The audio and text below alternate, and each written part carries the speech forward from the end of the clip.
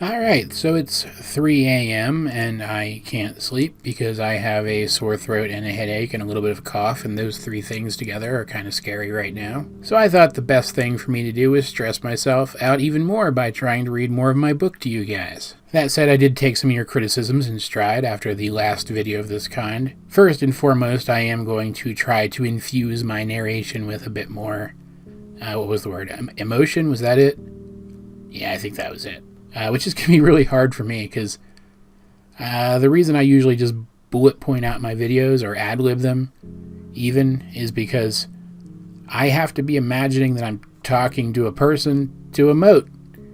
It's kind of a thing I've always had to do, and I can't really do that when I'm reading words off a screen. I've only just now gotten to the point where I can pretend that a camera is a person. But anyway, I'm going to do my best. Hopefully you guys like this video. This chapter is not super exciting, all things considered. It's just introduction to the other main characters. There's not really a lot of action in it or anything. But that in mind, we are jumping directly into Chapter 2, Team Dueling Hearts. So, if you haven't listened to the first video yet, pause this one and go do that right now.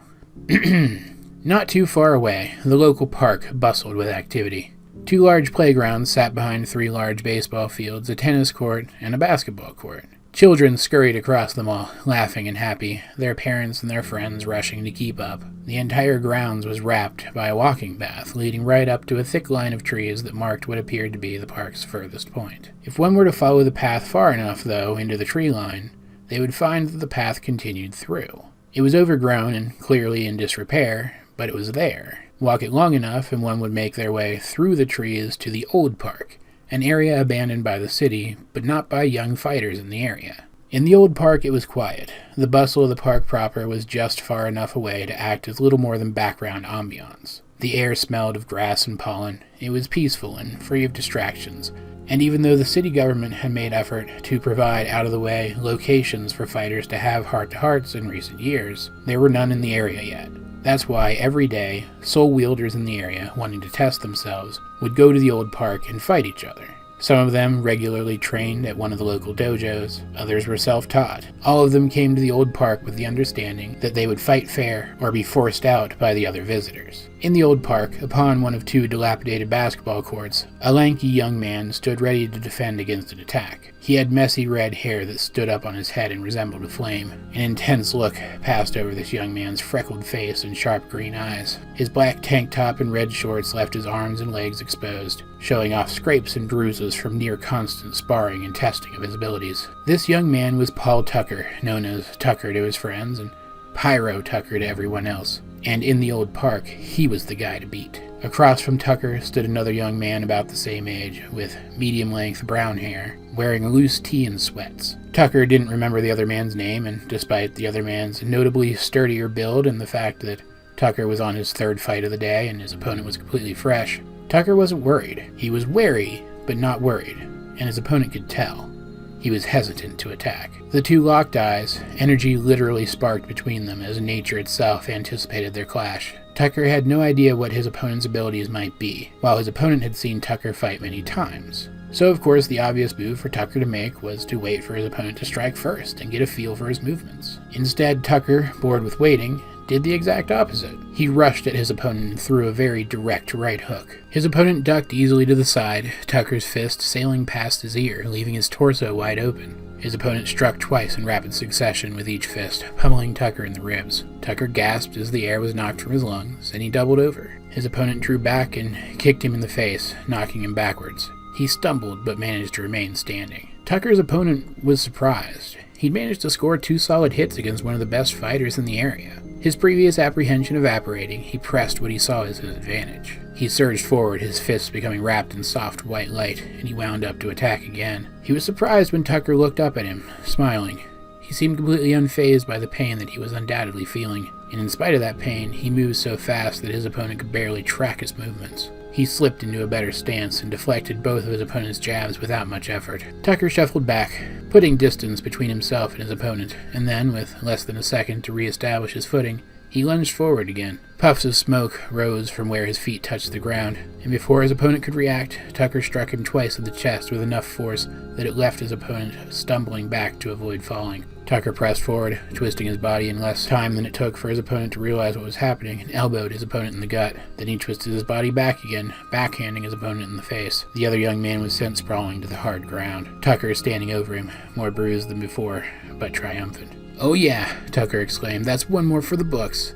Any other takers?" He looked around at the small crowd that had gathered to see the fight. None of them would meet his eyes, and most of them scattered until only a group of one girl and two guys remained, standing far off to the side and talking among themselves. Tucker grinned wide, prepared to call it a day. He was surprised when a familiar voice rang from behind him, saying, "I'll fight you, but we'll be late." Tucker turned to see Jo walking up to him, her hands pocketed casually, a stupid grin marking her face. Tucker grinned back. "No way, man.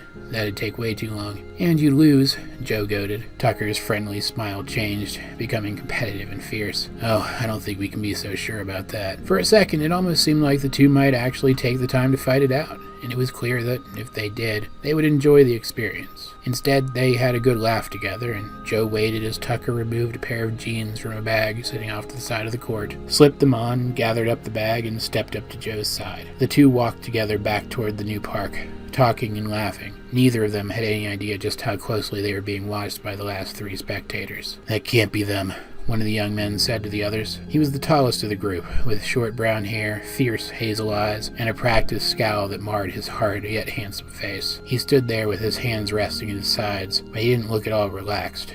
He seemed like the type who was always on edge, always ready in case he was attacked, and always ready to attack back. "Why is that?"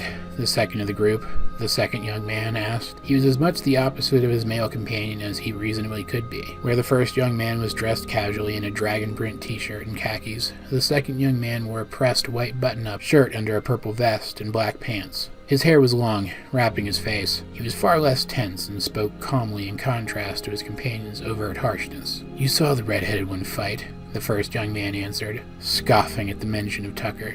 "He doesn't hold a candle to any of us." "He was pretty clearly holding back," the second young man replied thoughtfully. "We didn't see him use energy from his soul once, even to defend against his opponent's energized attack. And don't forget, there are two more of them in their group who are supposed to be roughly as strong as the two we saw. 2 more or 20 more, the first man argued. It wouldn't matter. All 4 of them could be 10 times that strong, and I could still beat them on my own." That's when the final of the 3 spoke up. Like the other 2, she was about Jo and Tucker's age. Her long brown hair flowed gracefully past her shoulder blades. A spattering of pale freckles adorned the nose and cheeks of her pretty face. She hadn't once looked away from the 2 departing figures. Even now, as they crossed into the tree line, she kept her gaze fixed in their direction, anticipation pulling at her lips. "And yet," she said, "our leader has his eye on them. He went to the trouble of sending us to assess their strength. There must be something special about them." She looked back at the others. Neither of them argued with her, and they had halted their own argument when she'd spoken. They looked back at her, waiting for her to continue, ready to defer to her. "We'll know more about them after their match, obviously," she said curiously, "but I don't think that we should take these 4 lightly. I get the feeling that they're more than they seem." She turned once again to look at the place where the 2 had disappeared into the trees, hoping for one last glimpse at, not Tucker, but the one who had come to meet him. Jo and Tucker made the short trip to the nearest bus stop in almost no time. Unfortunately, as it turned out, they were still going to be late. The bus showed up a whole 20 minutes later than it should have. The 2 of them didn't really mind. No one expected them to be on time. In the end, they arrived at their destination almost half an hour later than they'd planned. They made short work of another quick walk, finally coming upon an inconspicuous single-story house on a curved street alongside multiple, nearly identical houses. They would have knocked on the door, but there was no need. As they approached, it swung open, and a young woman a couple years younger than the 2 of them stood waiting. It would have been hard to tell that she was younger to someone who didn't know. Despite her relative youth, this girl was a little taller than Jo and nearly as tall as Tucker. She was solidly built, but not heavy. An onlooker might find her quite pretty, assuming that they appreciated her dark, lacy clothing, her heavy eye makeup, and the black and purple streaks in her hair. "You're late," the girl said, looking right at Jo. "Your sister's pissed." Then, with a smile, she looked past Jo at Tucker and said, "Hey, Tuck." "Hey, Jen." She led the 2 arrivals inside, through a modestly furnished living room. An even younger girl sat on the couch and waved at Jen and her visitors as they passed by. The 3 of them made their way through a small kitchen and down a staircase in the back of the house into a large, finished basement. As they rounded the corner into the first and smaller of 2 rooms, which was furnished with a couch, a chair, and a TV, another girl immediately made herself known. It's hard to imagine that anyone so small could be so scary, and yet both of those words described this girl. She was slight of frame, but what muscles she had were well defined. The yellow jersey that she wore did nothing to hide her slim yet powerful arms. She stood there like a cobra, coiled to strike. Her cute, youthful face looked unexpectedly hard. Her shining blue eyes were fierce.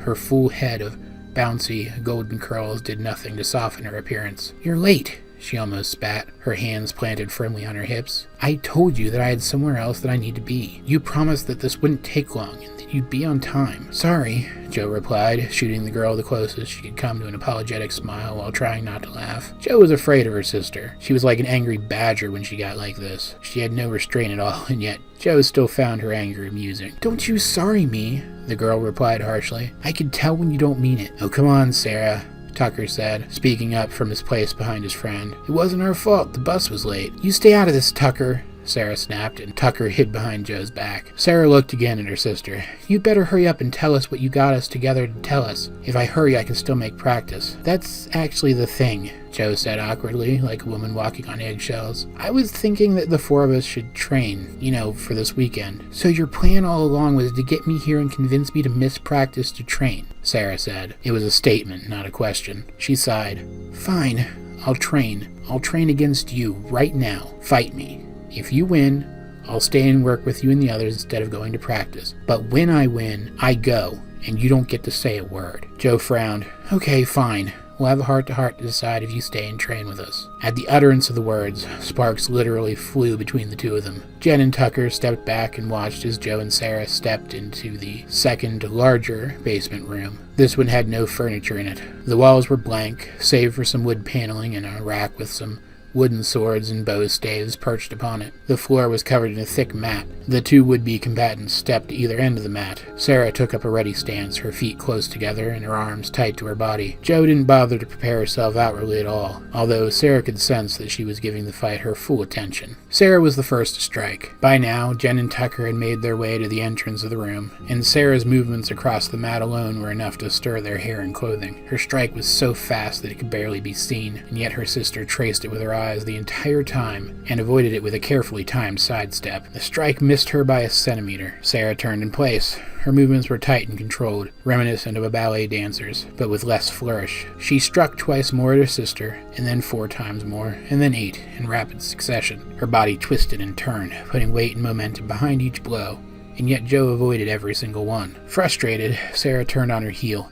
It was a risky maneuver, one that she'd been practicing, but that she'd never used in an actual fight. She nearly lost her balance, but the maneuver paid off. Without having to regroup, she had moved herself back into position to press her attack. She caught her sister by surprise. Joe actually had to raise her arms and deflect the next strike rather than step out of the way. She was visibly taken aback, and then a smile spread across her face. She knocked Sarah's next barrage of attacks, a quick strike with each fist and a single swinging foot, away and then stepped in close. Intending to end things quickly, Joe struck hard and fast at her sister's torso. She was surprised again when Sarah was able to twist once more and curl around the strike, coming in close with her own. Sarah couldn't believe it. She had managed to get inside her sister's guard. She'd never managed to get inside her sister's guard before. Joe was just as surprised. It was plain on her face. Sarah had been training to improve the fluidity of her movements, and it had paid off. She was going to score a hit. Then, just before her fist could make contact, her target was gone. "That was really good," said Joe from her new place behind her sister. Sarah spun around to face Joe as she said, "You've almost completely overhauled your fighting style. If you can do that this weekend, it'll be almost impossible for you to lose. But you've got to work on your footwork. Someone could still hit you easily enough if they aimed for your center of gravity." "How did you move like that?"